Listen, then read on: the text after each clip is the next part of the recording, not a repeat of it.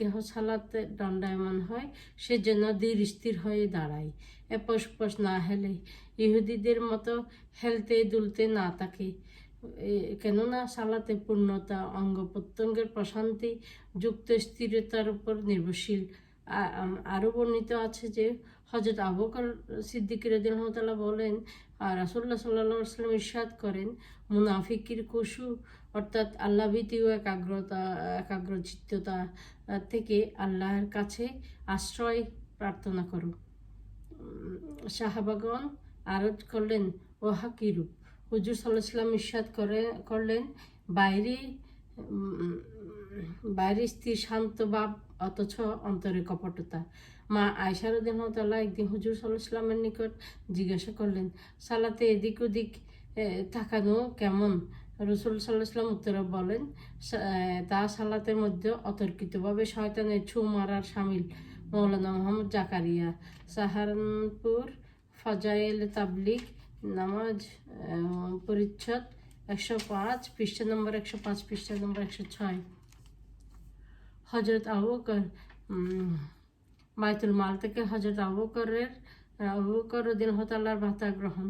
হজরত আবু বকর সিদ্দিক রাদিয়াল্লাহু তাআলা কাপড়ের ব্যবসা করে জীবিকা অর্জন করতেন। খলিফা হবার পর তিনি কয়েকটি চাদর নিয়ে বাজারের দিকে চললেন। পথে হজরত ওমর রাদিয়াল্লাহু তাআলার সাথে দেখা হল। হজরত ওমর রাদিয়াল্লাহু তাআলা তাকে জিজ্ঞাসা করলেন, কোথায় যাচ্ছেন? তিনি উত্তর দিলেন, বাজারে যাচ্ছি। হজরত ওমর রাদিয়াল্লাহু তাআলা বললেন, ব্যবসায়ে মগ্ন থাকলে খিলাফতের কাজ চলবে কেমন করে? তিনি বললেন, চলুন বাইতুল মালের খাজানচি আবু উবায়দা রাদিয়াল্লাহু তাআলার নিকট, তিনি আপনার জন্য ভাতা নির্দিষ্ট করে দেবেন। তখন উভয় হজরত আবু উবায়দার নিকট গেলেন। তিনি একজন মুহাজিরের তুল্য ভাতা খলিফার জন্য নির্ধারণ করে দিলেন। তা দৈনিক 4 দিরহাম। মৃত্যুর সময় উপস্থিত হলে তিনি হজরত আয়েশা সিদ্দিকা রাদিয়াল্লাহু তাআলাকে ওসিয়ত করে যান, আমার মৃত্যুর পর আমার সহায় সম্পত্তি বাইতুল মালে পাঠিয়ে দিও। তার উদ্দেশ্য ছিল বাইতুল মাল থেকে নেয়া ভাতার টাকা পরিশোধ করা। হজরত আনাস রাদিয়াল্লাহু তাআলা বলেন, মৃত্যুর সময় হজরত আবু বকর রাদিয়াল্লাহু তাআলা টাকা পয়সা কিছুই ছিল না, মাত্র একটি দুগ্ধবতী উষ্ট্রি, একটি পেয়ালা ও একটি বিছানা ছিল। এগুলি বাইতুল মালে নিতে হলে হজরত ওমর রাদিয়াল্লাহু তাআলা বললেন, আল্লাহ আবু বকরের উপর রহমত করুন, তিনি তার পরবর্তী খলিফাকে বড় মুশকিলে ফেলে দিলেন। কথিত আছে যে একবার তার জনৈক স্ত্রী মিষ্টি খাওয়ার আবদার করলেন। তিনি বললেন, আমার পয়সা নেই, কি দিয়ে মিষ্টি কিনবো? অতঃপর স্ত্রী দৈনিক খরচ থেকে কিছু বাঁচিয়ে মাসের শেষে কিছু মিষ্টি তৈরি করলেন। তা দেখে হযরত আবু বকর রাদিয়াল্লাহু তাআলা জিজ্ঞেস করলেন, মিষ্টি কোথায় পেলে? স্ত্রী উত্তর বললেন, আমি অল্প অল্প বাঁচিয়ে তা দিয়ে উপকরণ খরিদ করে মিষ্টি তৈরি করেছি। তখন তিনি বললেন, তবে হিসাবে দেখা যাচ্ছে যে এই পরিমাণ অর্থ বাইতুল মাল থেকে আমাকে অতিরিক্ত দেয়া হয়েছে। অতঃপর তিনি খাজানচি তার ভাতা থেকে অতটুকু কম করে দিতে আদেশ করলেন। মৌলানা জাকারিয়া ওই সাহাবা পারিবারিক জীবন। হযরত আবু বকর রাদিয়াল্লাহু তাআলা 5টি বিবাহ করেন। তার প্রথম স্ত্রী ছিলেন কুতালা বিনতে আব্দুল উজ্জা। তিনি মক্কার আমির গোত্রের মেয়ে ছিলেন। তার গর্ভে আব্দুল্লাহ ও আসমার জন্ম হয়। হযরত আসমা রাদিয়াল্লাহু তাআলা ছিলেন পরবর্তীতে হযরত জুবাইর বিন আওয়ামের স্ত্রী। কুতালা ইসলাম গ্রহণ করেননি, বরং আবু বকরের সাথে বিবাহ বন্ধন ছিন্ন করে মক্কায় অপর এক ব্যক্তিকে বিবাহ করেন। তার দ্বিতীয় স্ত্রী ছিলেন কিনানা গোত্রের উম্মে রুম্মান বিনতে আমর বিন ইবনে আমির। তার গর্ভে আব্দুর রহমান এবং উম্মুল মুমিনিন হযরত আয়েশা সিদ্দিকার জন্ম হয়। উম্মে রুম্মানের এটা ছিল দ্বিতীয় বিবাহ। তার তৃতীয় স্ত্রী ছিলেন কালব গোত্রের উম্মে বকর। ইনি আবু বকর রাদিয়াল্লাহু তাআলার সঙ্গে মদিনায় হিজরত করেননি এবং ইসলাম গ্রহণ করেননি। হযরত আবু বকর রাদিয়াল্লাহু তাআলা তাকে তালাক দেন, বুখারী শরীফ দ্রষ্টব্য। তার চতুর্থ স্ত্রী ছিলেন কাসআম গোত্রের হযরত আসমা বিনতে উমাইস। মুহাম্মদ ইবনে আবি বকর তারই গর্ভজাত সন্তান। তার প্রথম স্বামী ছিলেন হযরত জাফর তৈয়ার বিন আবু তালিব, অর্থাৎ রাসূলুল্লাহ সাল্লাল্লাহু আলাইহি ওয়াসাল্লামের চাচাতো ভাই এবং হজরত আলী রাদিয়াল্লাহু তাআলার আপন বড় ভাই। হজরত জাফর তায়ার রাদিয়াল্লাহু তাআলা মুতার যুদ্ধে দ্বিতীয় সেনাপতি নিযুক্ত হন এবং যুদ্ধরত অবস্থায় শাহাদাত বরণ করেন। অতঃপর রাসূলুল্লাহ সাল্লাল্লাহু আলাইহি ওয়াসাল্লাম হজরত আসমা রাদিয়াল্লাহু তাআলাকে হজরত আবু বকর রাদিয়াল্লাহু তাআলার সাথে নিকাহ করিয়ে দেন। হজরত আবু বকর রাদিয়াল্লাহু তাআলার মৃত্যুর পর হজরত আলী রাদিয়াল্লাহু তাআলা তাকে শাদী করেন। ইতিপূর্বে হজরত ফাতেমা রাদিয়াল্লাহু তাআলার ইন্তেকাল হয়েছিল। এই মহিয়সী মহিলা চুনতি খান সিদ্দিকী বংশের আদিমাতা। হজরত আবু বকর রাদিয়াল্লাহু তাআলার পঞ্চম স্ত্রী ছিলেন মদিনায় খজরজ গোত্রের হারিস বংশীয় হাবিবা বিনতে খারিজা। তার গর্ভে উম্মে কুলসুম এর জন্ম হয়। হজরত আবু বকর রাদিয়াল্লাহু তাআলার জীবন বৃত্তান্ত সম্বন্ধীয় গ্রন্থিপঞ্জি ঢাকার ইসলামিক ফাউন্ডেশন কর্তৃক প্রকাশিত ইসলামী বিশ্বকোষের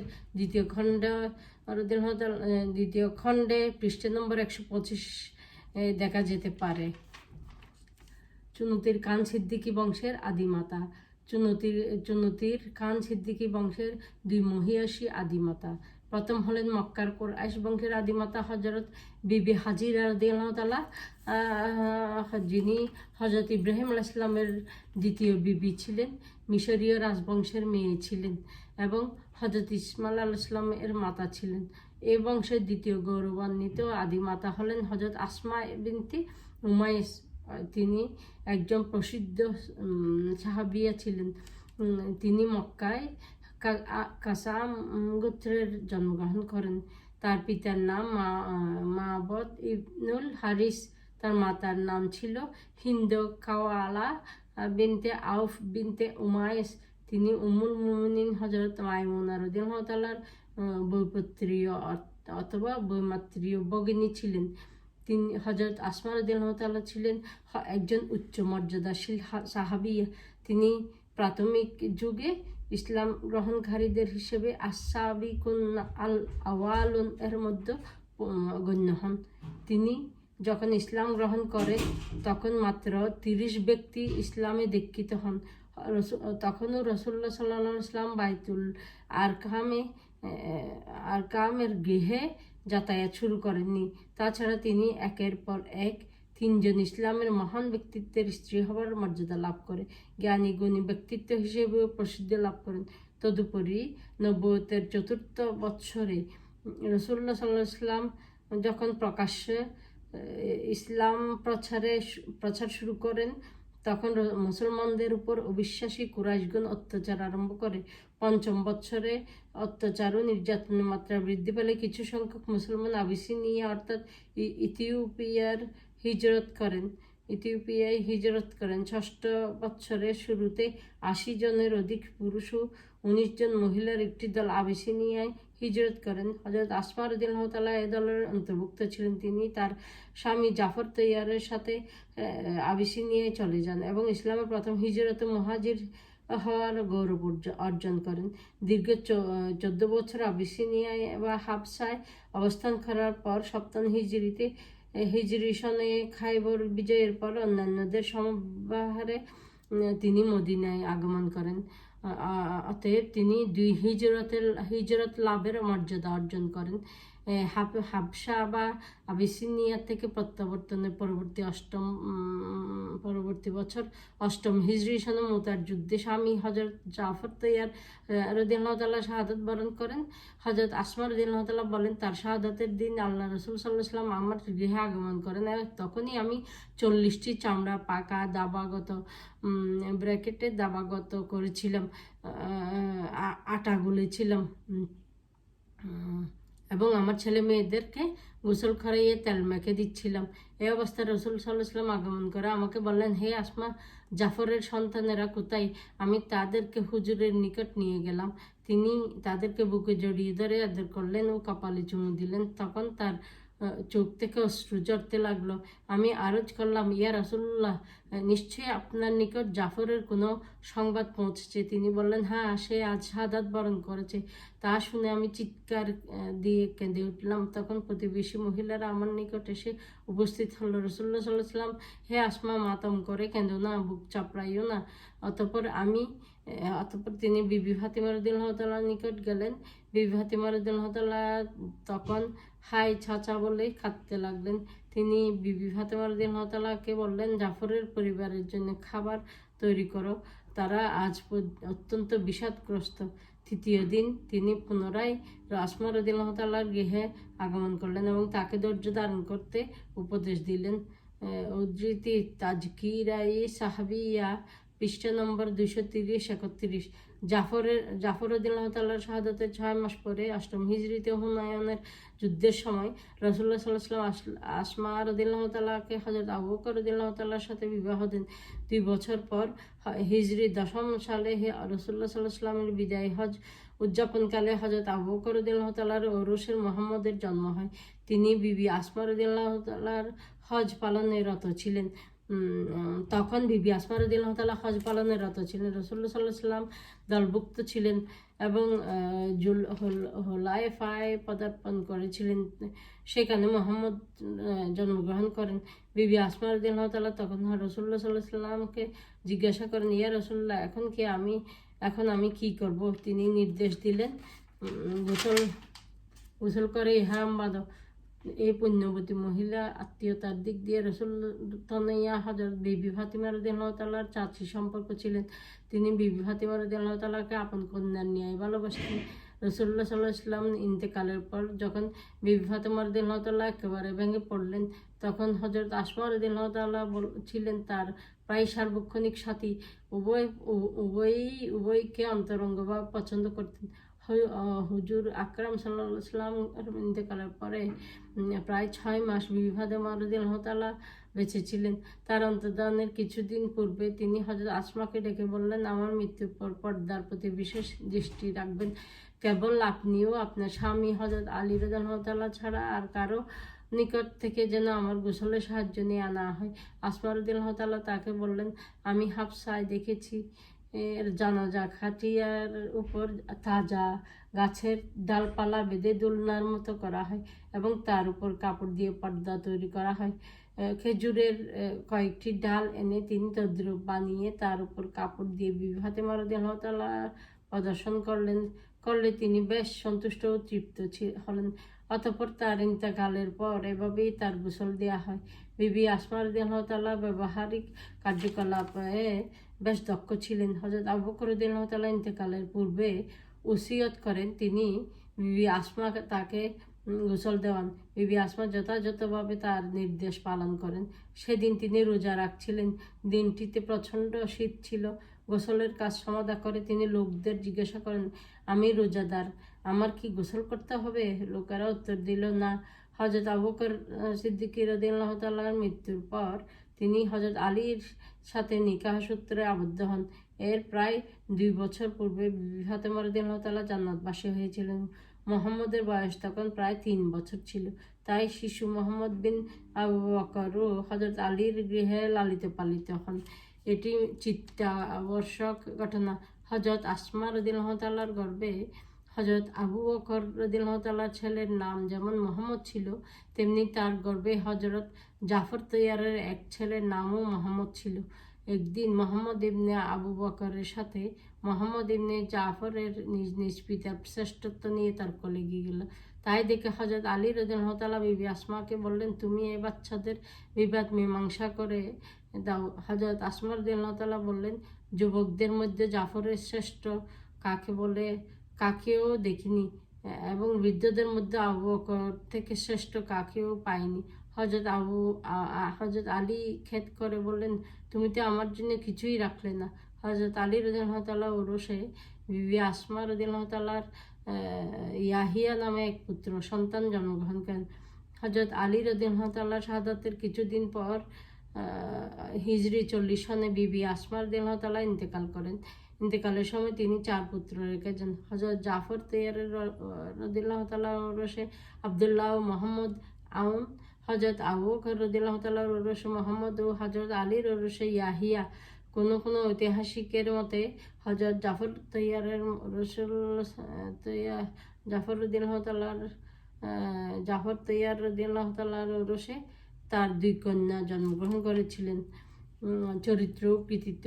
হযরত বিবি আসমা বিনতে উমাইয়াস অতিশয় ভদ্র, ধৈর্যশীলা, নম্র প্রকৃতির ও বুদ্ধিমতী মহিলা ছিলেন। আর রাসূলুল্লাহ সাল্লাল্লাহু আলাইহি ওয়াসাল্লাম তার প্রতি তার যেমন অকপট শ্রদ্ধা ও অগাধ ভক্তি ছিল, তেমনি আল্লাহ রসুল সাল্লাল্লাহু আলাইহি ওয়াসাল্লাম তাকে আপনজনের মতো স্নেহ মমতা করতেন। তার সন্তানদের হুজুর সাল্লাল্লাহু আলাইহি ওয়াসাল্লাম অত্যধিক আদর যত্ন করতেন। মুস্তাদরাক আল হাকিম গ্রন্থে উল্লেখ আছে যে একদা তার অল্প বয়সী পুত্র আবদুল্লাহ রাস্তায় খেলা করছিল এবং ঘটনাক্রমে রাসূলুল্লাহ সাল্লাল্লাহু আলাইহি ওয়াসাল্লামের সাথে পথে যাচ্ছিলেন। তিনি বালক আবদুল্লাহকে দেখে নিজ শহরেতে উঠিয়ে নেন। সহিহ মুসলিমে বর্ণিত আছে যে একদা তার সন্তানদের স্বাস্থ্য খারাপ দেখে রাসূলুল্লাহ সাল্লাল্লাহু আলাইহি ওয়াসাল্লাম কারণ জিজ্ঞাসা করলেন। বিবি আসমা রাদিয়াল্লাহু তাআলা উত্তরে বললেন, তাদের গায়ে বদনজর লেগে থাকে। রাসূলুল্লাহ সাল্লাল্লাহু আলাইহি ওয়াসাল্লাম তাদের ঝাড়ফুঁক করার উপদেশ দিলেন। আসমা রাদিয়াল্লাহু তাআলা একটি বিশেষ কলেমা পরে হুজুর আকরাম সাল্লাল্লাহু আলাইহি ওয়াসাল্লামকে শোনালেন এবং আরজ করলেন, ইয়া রাসূলুল্লাহ, এটা বদনজরের জন্য অতিশয় উপকারী মনে হয়। আমি এটা কি পড়ে ওদেরকে ঝাড়ফুঁক করবো? ও হাতে কোনো শিরকমূলক শব্দ ছিল না। তো উত্তরে রাসূলুল্লাহ সাল্লাল্লাহু আলাইহি ওয়াসাল্লাম বললেন, হ্যাঁ, তা করতে পারো। ইমাম বুখারী ও ইবনে সাদ বর্ণনা করেন যে রাসূলুল্লাহ সাল্লাল্লাহু আলাইহি ওয়াসাল্লামের ইন্তেকালের একদিন পূর্বে উম্মুল মুমিনিন বিবি উম্মে সালমা রাদিয়াল্লাহু তাআলা এবং বিবি আসমা রাদিয়াল্লাহু তাআলা হুজুর আকরাম সাল্লাল্লাহু আলাইহি ওয়াসাল্লামের জাতুল জামর নিউমোনিয়া রোগ হয়েছে বলে সন্দেহ করে ওষুধ পান করাতে চাইলে, কিন্তু হুজুর আকরাম সাল্লাল্লাহু আলাইহি ওয়াসাল্লামের যেহেতু ওষুধ পান করার অভ্যাস ছিল না, তিনি তা পান করতে অস্বীকার করলেন। তবে ইতিমধ্যে তিনি অজ্ঞান হয়ে পড়লেন। তখন মা উম্মে সালমা রাদিয়াল্লাহু তাআলা এবং উম্মে আসমা রাদিয়াল্লাহু তাআলা উভয়ে মিলে তাকে ওষুধ খাওয়াইয়ে দিলেন। একটু পরে তিনি জ্ঞান ফিরে পেয়ে বললেন, এটা আসমার কাজ, সে হাফসা থেকে এই হিকমত শিখে এসেছে। আব্বাস ব্যতীত আর সবাই ওষুধ পান করিয়ে দাও। অতঃপর উম্মুল মুমিনিনদের সবাইকে এবং আসমা রাদিয়াল্লাহু তাআলাকে সে ওষুধ পান করানো হলো। বিবি আসমা রাদিয়াল্লাহু তাআলা স্বপ্নের তাবির বা ব্যাখ্যা করতে জানতেন। হযরত ওমর রাদিয়াল্লাহু তাআলা প্রায়শই তার নিকট স্বপ্নের তাবির জিজ্ঞাসা করতেন। ঈসা বা ৪র্থ খণ্ড পৃষ্ঠা ২৩১ দ্রষ্টব্য। বিবি আসমা রাদিয়াল্লাহু তাআলা থেকে ২০টি হাদিস বর্ণিত আছে, অতএব তাকে মুহাদ্দিস রূপে গণ্য করা হয়। তা হযরত উমর বিন খাত্তাব, আবদুল্লাহ ইবনে আব্বাস নিজ পুত্র আবদুল্লাহ ইবনে জাফর এবং নাতি কাসিম ইবনে মোহাম্মদ ইবনে আবু বকর, তার ভগ্নিপুত্র আবদুল্লাহ ইবনে সাদ্দাদ, উরওয়া ইবনে জুবায়ের এবং ইবনুল মুসাইর প্রমুখ প্রসিদ্ধ হাদিস বেত্তাগণ তার নিকট থেকে হাদিস বর্ণনা করেছেন। ইসলামিক ফাউন্ডেশন বাংলাদেশ কর্তৃক প্রকাশিত ইসলামী বিশ্বকোষের ৩য় খণ্ডে পৃষ্ঠা নম্বর ১২৫-২৬ তার সংক্ষিপ্ত জীবনী লিপিবদ্ধ করা হয়েছে। তাতে বিস্তারিত গ্রন্থপঞ্জিও সন্নিবেশিত আছে। খান সিদ্দিকী বংশের দ্বিতীয় আদি পুরুষ মোহাম্মদ সুনুতির খান সিদ্দিকী বংশের দ্বিতীয় আদি পুরুষ হলেন হযরত আবু বকর সিদ্দিকী রাদিয়াল্লাহু তাআলার কনিষ্ঠ পুত্র মুহাম্মদ। তার উপনাম আবুল কাসিম, কেননা তিনি এই পরিবারের তৃতীয় আদি পুরুষ। হযরত কাসিম রাদিয়াল্লাহু তাআলা এর পিতা ছিলেন। অতএব খান সিদ্দিকী বংশতালিকার নাম আবুল কাসিম মোহাম্মদ ইবনে আবু বকর লেখা হয়েছে। উপরে উল্লেখ করা হয়েছে তিনি হযরত আবু বকর সিদ্দিকীর চতুর্থ বিবি হযরত আসমা বিনতে উমাইয়াস আল খাসআমিয়ার গর্ভজাত সন্তান। এদিক থেকে হযরত জাফর তৈয়ার, হযরত আলী রাদিয়াল্লাহু তাআলা উভয়ই মুহাম্মদের সৎ পিতা ছিলেন এবং উভয়ই রাসূলুল্লাহ সাল্লাল্লাহু আলাইহি ওয়াসাল্লামের স্নেহভাজন চাচা আবু তালিবের পুত্র। হযরত আবু বকর রাদিয়াল্লাহু তাআলার মৃত্যুর পর তার মাতা বিবি আসমা রাদিয়াল্লাহু তাআলা হযরত আলীকে শাদী করলে মায়ের সাথে তিনি শৈশবকাল থেকে হযরত আলী রাদিয়াল্লাহু তাআলার অভিভাবকত্বে প্রতিপালিত হন। স্বভাবতই তিনি জ্ঞানী গুণী ছিলেন। অধিকন্ত কনিষ্ঠতম ভাই হিসেবে তিনি উম্মুল মুমিনিন হযরত আয়েশা সিদ্দিকা রাদিয়াল্লাহু তাআলার অত্যন্ত স্নেহভাজন ও প্রিয়পাত্র ছিলেন। তদুপরি হযরত আয়েশা রাদিয়াল্লাহু তাআলার ঘনিষ্ঠ ভাই হিসেবে তিনি অন্যান্য উম্মাহাতুল মুমিনদের আদর লাভ করেন। তিনি হাদিস শাস্ত্রে একজন বিশ্বস্ত রাবি বা বর্ণনাকারী হিসেবে প্রসিদ্ধ। তিনি হযরত আয়েশা সিদ্দিকা রাদিয়াল্লাহু তাআলা এবং অন্যান্য উম্মাহাতুল মুমিনিন ও সাহাবীদের নিকট থেকে বহু সংখ্যক হাদিস রিওয়ায়াত করেন। তার বর্ণিত হাদিস বিপুল সংখ্যায় সেহা সিত্তায় লিপিবদ্ধ আছে। উপরে উল্লেখিত করা হয়েছে যে রাসূলুল্লাহ সাল্লাল্লাহু আলাইহি ওয়াসাল্লাম বিদায়ী হজের সময় জুলহুলাইফা নামক স্থানে, যেখানে মদিনা থেকে আগমনকারীরা হজ্জের ও উমরার ইহরাম বাঁধে, সেখানে তার জন্ম হয়। ইহা দশম হিজরিতে সংগঠিত হয়। তাই দশম হিজরি সনের জিলহজ মাসের প্রারম্ভে তার জন্ম হয়। এই সূত্রে বলা হয় যে তিনি শৈশব রাসূলুল্লাহ সাল্লাল্লাহু আলাইহি ওয়াসাল্লামের সাক্ষাৎ লাভ করেন এবং রাসূলুল্লাহ সাল্লাল্লাহু আলাইহি ওয়াসাল্লাম তাকে দেখেছেন ও তার জন্য দোয়া করেছেন, তাই তাকে সাহাবী রূপে গণ্য করা হয়। হযরত উসমান রাদিয়াল্লাহু তাআলার খিলাফতের অন্তিম লগ্নে যখন তিনি অনূর্ধ্ব 24 বছরের যুবক ছিলেন, তখন কুরআন ও হাদিসের অধ্যয়নের ক্ষেত্রে এবং রাজনৈতিক প্রজ্ঞার চত্বরে তিনি প্রসিদ্ধি লাভ করেন। ওই সময়ে হযরত উসমান রাদিয়াল্লাহু তাআলার জ্ঞাতি ভাই মারওয়ানের কারসাজি এবং সরল প্রাণ খলিফার অগোচরে ক্ষমতার অপব্যবহারের পায়তারা লক্ষ্য করে মদিনার বহির্চক্রের লোকদের মধ্যে তীব্র অসন্তুষ্টের সৃষ্টি হয় ও বিদ্রোহ দেখা দেয়। কুফা, বসরা ও মিশরের বিদ্রোহীরা ক্রমে মদিনায় এসে রাজনৈতিক গোলযোগ সৃষ্টি করে। ঘটনাচক্রে মুহাম্মদ বিন আবু বকর রাদিয়াল্লাহু তাআলার প্রতি তাদের দৃষ্টি আকৃষ্ট হয় ও মুহাম্মদও তাদের আন্দোলনে জড়িয়ে পড়েন। মারওয়ানের পরিচিতি। মারওয়ানের নাম হলো মারওয়ান ইবনুল হাকাম। হাকাম ইবন আল আস ছিলেন মারওয়ানের পিতা। ইসলাম বিশ্বকোষ 25 খণ্ড পৃষ্ঠা নম্বর 55। কোনো বিশেষ জঘন্য কারণে তার পিতা মদিনার নাগরিক হিসেবে অবাঞ্ছিত প্রতিপন্ন হয় এবং রাসূলুল্লাহ সাল্লাল্লাহু আলাইহি ওয়াসাল্লাম কর্তৃক মদিনা থেকে বহিষ্কৃত হয়ে তায়েফে নির্বাসিত হন। তিনি কাফির মুশরিকদের পক্ষে গুপ্তচর বৃত্তিতে লিপ্ত ছিলেন এবং স্বয়ং রাসূলুল্লাহ সাল্লাল্লাহু আলাইহি ওয়াসাল্লাম তাকে অভিসম্পাত করেছিলেন বলে বর্ণিত আছে। তিনি উমাইয়া বংশের সন্তান ছিলেন এবং হযরত উসমান রাদিয়াল্লাহু তাআলার চাচা ছিলেন। হাকাম পুত্র মারওয়ান সম্ভবত হিজরতের কয়েক বছর পূর্বে মক্কায় অথবা তায়েফে জন্মগ্রহণ করেন। পিতার বহিষ্কারের দরুন তিনি তায়েফে বসবাস করেন। হযরত আবু বকর রাদিয়াল্লাহু তাআলা ও হযরত ওমর রাদিয়াল্লাহু তাআলার খিলাফতের সময়ে হাকামকে মদিনায় আনয়ন করার অনুরোধ করা হলে তারা তা নাকচ করে দেন। বলা হয় যে গ্রন্থি রাসূলুল্লাহ সাল্লাল্লাহু আলাইহি ওয়াসাল্লাম স্বয়ং বেঁধে দিয়েছেন, তা আমরা খুলতে পারি না। তবে হযরত উসমান রাদিয়াল্লাহু তাআলা খলিফা হলে তিনি তাকে মদিনায় প্রত্যাবর্তন করার অনুমতি দিয়ে দেন। এই সম্পর্কে জিজ্ঞাসা করার হযরত উসমান রাদিয়াল্লাহু তাআলা উত্তর দেন যে রাসূলুল্লাহ সাল্লাল্লাহু আলাইহি ওয়াসাল্লামকে আমি তার প্রত্যাবর্তনের জন্য অনুরোধ করলে তিনি তাকে ফিরিয়ে আনবেন বলে আমাকে ওয়াদা প্রদান করেন। যাই হোক, মারওয়ানকে পিতা হাকামের সাথে মদিনায় এনে হযরত উসমান রাদিয়াল্লাহু তাআলা তাকে একান্ত সচিবের দায়িত্ব প্রদান করেন। ইসলামী বিশ্বকোষ ইফা 18 খণ্ড পৃষ্ঠা নম্বর 47। পঞ্জনযোগ্য যে ব্যক্তিত্বের মহত্ব ও খিলাফতের দক্ষতায় হযরত উসমান রাদিয়াল্লাহু তাআলার কৃতিত্ব ছিল অনন্য। হযরত আবু বকর রাদিয়াল্লাহু তাআলা ও হযরত ওমর রাদিয়াল্লাহু তাআলা বৈদেশিক নীতির সোনালী সাফল্য হযরত উসমান রাদিয়াল্লাহু তাআলার আমলে স্থল ও জল পথে সুদূর প্রসারী বিস্ময়কর দিগ্বিজয়ে পূর্ণতা লাভ করে। হযরত উসমান রাদিয়াল্লাহু তাআলার 12 বছর খিলাফতের প্রথম 6 বছর বিজয় অভিযানে অতিবাহিত হয়। এই সময় থেকে একের পর এক অবিচ্ছিন্ন যুদ্ধ বিজয়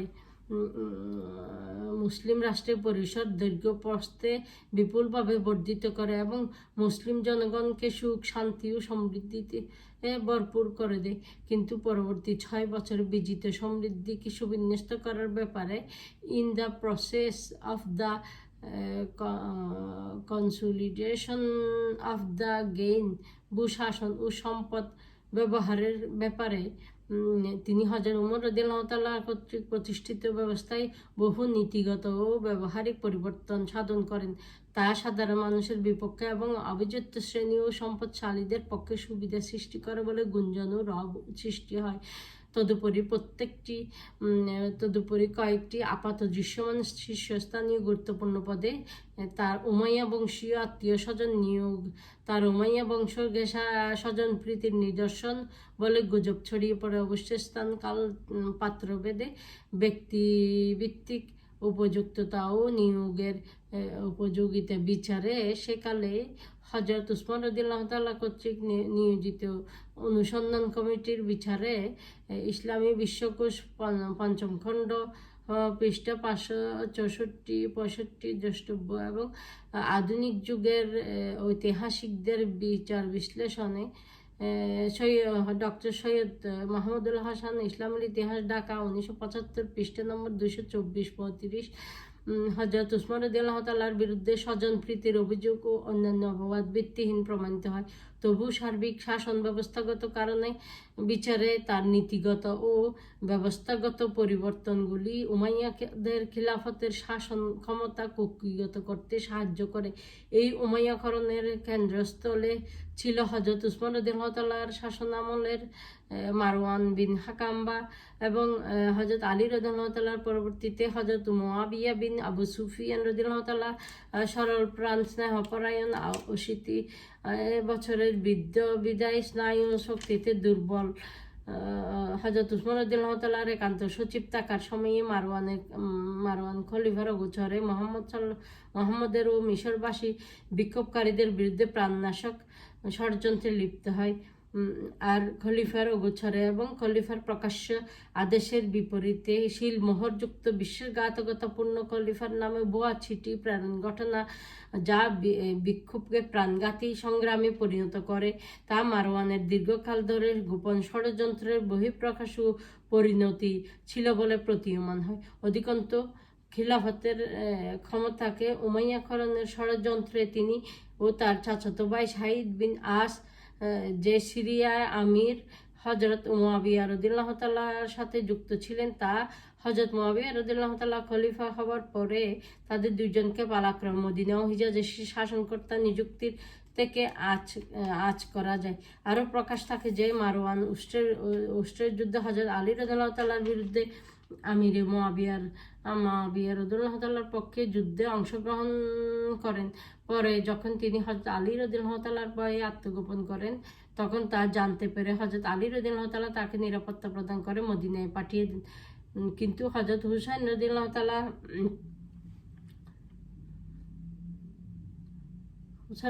তাআলা যখন ইয়াজিদের হাতে বায়াত করতে অস্বীকার করেন তখন তিনি হিজাজের শাসনকর্তা ওয়ালিদ বিন উতবাকে হযরত হুসাইনের রাদিয়াল্লাহু তাআলার বিরুদ্ধে শক্তি প্রয়োগ করতে প্ররোচিত করেন। তিনি যে স্বভাবগতভাবে ষড়যন্ত্রকারীদের ছিলেন তার আরও একটি প্রমাণ ছিল। এর কিছুকাল পরে মদিনাবাসীরা তার বিরুদ্ধে আন্দোলন করে তাকে মদিনা থেকে তাড়িয়ে দেন। তদুপরি তিনি মুসলিম বিন ওকবার ইয়াজিদি হুকুম তামিলান্তে জঘন্যতম লোমহর্ষক হাররা যুদ্ধে মদিনার গণহত্যা প্রক্রিয়ার সমর্থক ছিলেন। মর্মান্তিক গণহত্যার জন্য দ্রষ্টব্য হযরত শেখ আব্দুল হক মুহাদ্দিস দেহলভী রাদিয়াল্লাহু প্রণীত জয়বুল কুলুব ইলা সিয়াসিল মাহবুব অনুহৃদয়ে টানে মদিনার পানে অনুবাদে হযরত মাওলানা শাহ সুফি শেখ মোহাম্মদ আব্দুল জব্বার রাদিয়াল্লাহু তাআলা বাইতুশ শরফ ইসলামী গবেষণা প্রতিষ্ঠান চট্টগ্রাম 1992 পৃষ্ঠা নম্বর 32 থেকে 43 ইয়াজিদের রাজত্বকালে তিনি মদিনায় বসবাস করেন। কিন্তু ইয়াজিদের মৃত্যুর পর লোকেরা তাকে আজকে এই পর্যন্তই পৃষ্ঠা নম্বর 50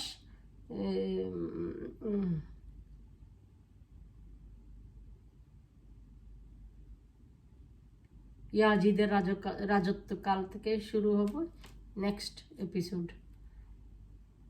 ভালো থাকবেন, আমাদের জন্য দোয়া করবেন, আমার ছেলে মেয়ের জন্য দোয়া করবেন। আর যারা চুনতির রিলেটিভ আছেন, যারা চুনতির মেয়েরা বাইরে বিয়ে হয়েছে, তা আপনাদের যদি স্মার্ট টিভি থাকে তাহলে স্মার্ট টিভিতে আমার ইউটিউব চ্যানেল খুলে এই বইয়ের ধারাবাহিক পাঠ লাগিয়ে দিন। আপনাদের মারা, আপনাদের বোনরা এগুলো দেখে খুশি হবে, দেখবেন, এগুলো টিভিতে দেখবেন। আল্লাহ হাফেজ, আজকের মতো বিদায়, পরবর্তীতে ইনশাল্লাহ আবার আসবো, দোয়া করবেন।